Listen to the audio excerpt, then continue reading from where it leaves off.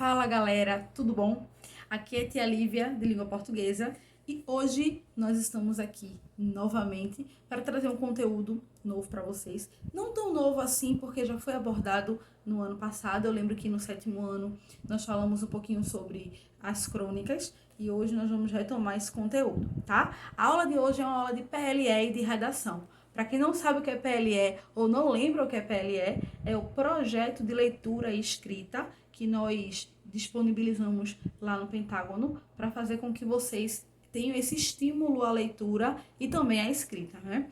Para que eu escreva bem, eu preciso ler bastante. Se eu não leio, a tendência é que eu escreva pouco ou de maneira ruim é muito grande, tá? Então hoje nós vamos falar um pouquinho sobre as crônicas, né? O que são crônicas? Normalmente, quando eu pergunto em sala de aula, são as crônicas de Nárnia. Não são. As crônicas de Nárnia recebem esse nome porque é um nome fantasia. Na verdade, as crônicas de Nárnia tratam, né, de um romance, mas não tem nada a ver com a crônica estrutural de gênero, na qual nós vamos falar hoje. Tá certo? Então, aperta o cinto, porque essa aula vai trazer muitas informações importantes para vocês. Então, vamos lá começar a falar sobre crônicas. É um texto é um gênero, é um tipo de texto que eu gosto muito, né? Para quem não sabe, eu escrevo crônicas há um tempo. Inclusive, eu já falei um pouquinho em sala de aula com vocês sobre isso. E eu acho que escrever crônicas é você libertar as suas ideias de maneira muito prática, sem tanta cobrança gramatical ou propriamente estrutural.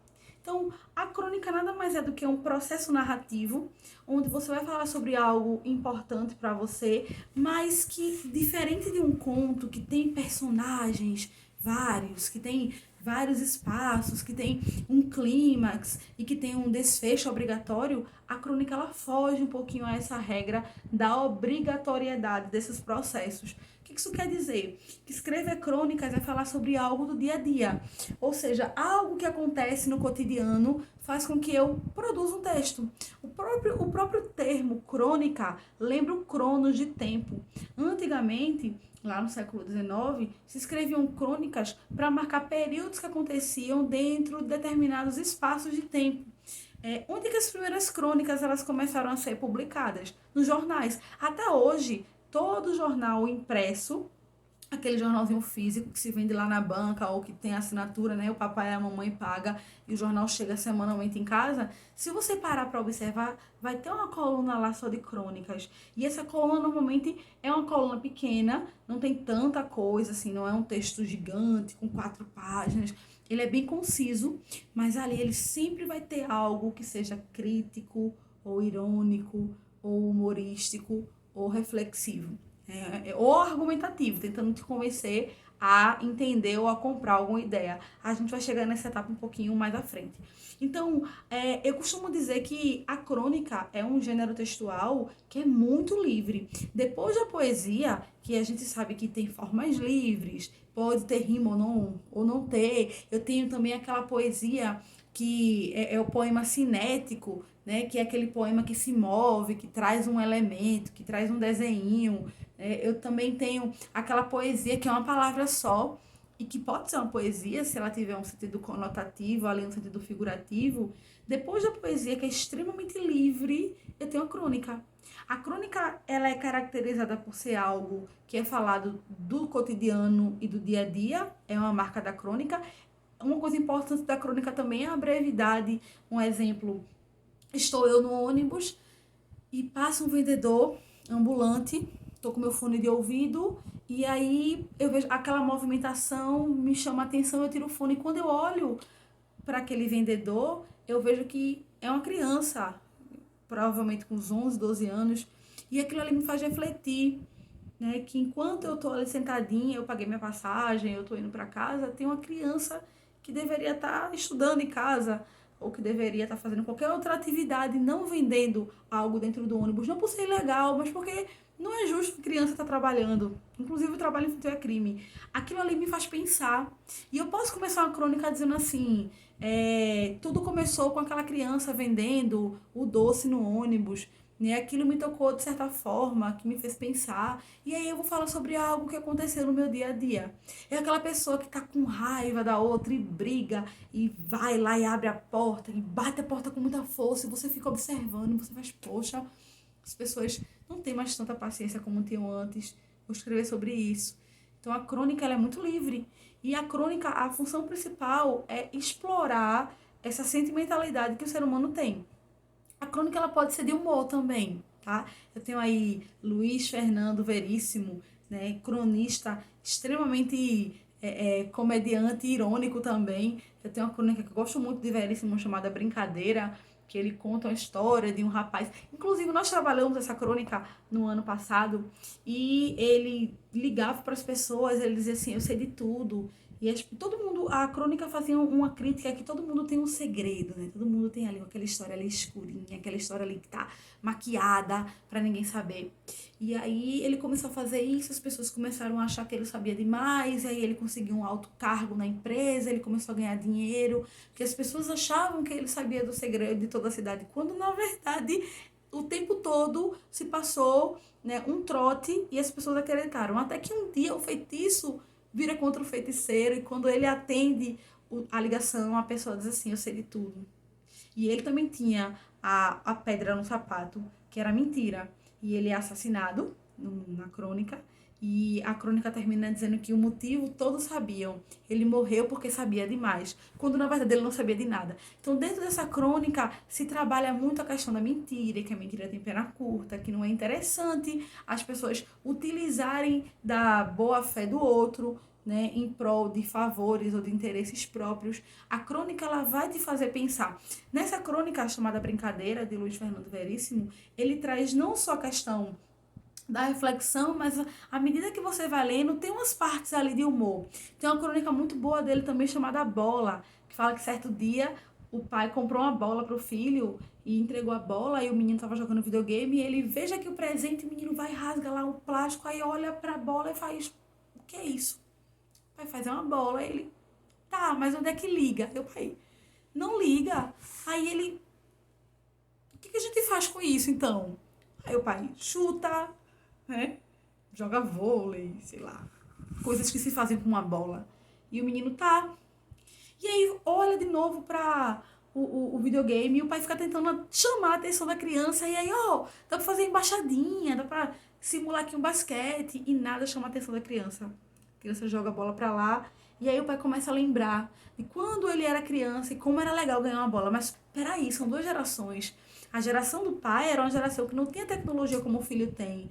E é muito mais fácil a criança se interessar pela tecnologia do que por brincadeiras antigas, como a amarelinha, como o próprio peão, a bola de gude, como essas brincadeiras que se brincavam na rua e hoje em dia não se brinca mais por N fatores, questão de segurança, né, questão de estabilidade familiar. A ideia é não entrar nesse mérito. Mas essa crônica traz uma coisa importante. Até que ponto a tecnologia vai atrapalhar a criança de ser criança de fato?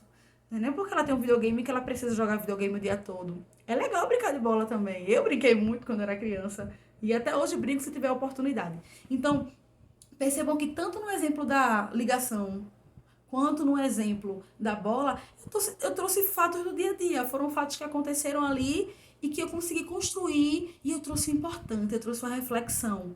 Na segunda crônica eu falo da tecnologia, do avanço, da criança que amadurece muito rápido, que deixa de ser criança muito cedo. Na crônica da ligação eu tenho uma pessoa que ludibria, que engana, que mente, que tenta subir nas costas dos outros e faz as costas dos outros de pódio para chegar lá em cima, né, e para crescer. E isso é uma coisa errada, é agir de má fé. Então a crônica ela tem esse poder. Não só disso, mas um poder reflexivo. É aquele casal de idosos que você vê na rua de mãos dadas e você imagina assim, meu Deus, acho que eles já estão casados aí há 20 anos. Como é estar casado há 20 anos com alguém na geração que a gente tem hoje, que é uma geração do desprezo, sabe? Onde as pessoas trocam umas às outras com muita facilidade. Eu tenho o Tinder aí como exemplo disso. Você tá lá com o Tinder na mão e você vai passando aquelas pessoas e... não quero. Como é que se faz um relacionamento ter uma durabilidade hoje?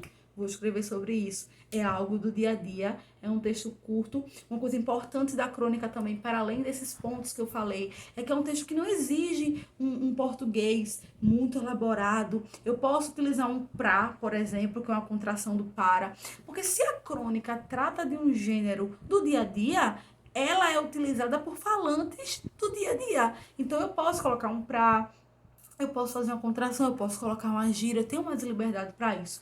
E o texto ele também é breve, ele não é um texto longo, por exemplo, como A Cartomante, de Machado de Assis, como Missa do Galo, são textos gigantes, né? Eu tenho muitos cronistas bons, antigos, eu tenho Machado de Assis, que foi um dos pioneiros lá do século XIX, né, nesse processo de crônicas. Ano passado eu trabalhei com o 8º ano, esse livrinho aqui chamado Crônicas de Machado de Assis, tá vendo? Um livro muito bom, que tem crônicas lá até do período antes da abolição, né, da escravatura, onde ele já falava lá atrás de problemas de aborto, de tecnologia.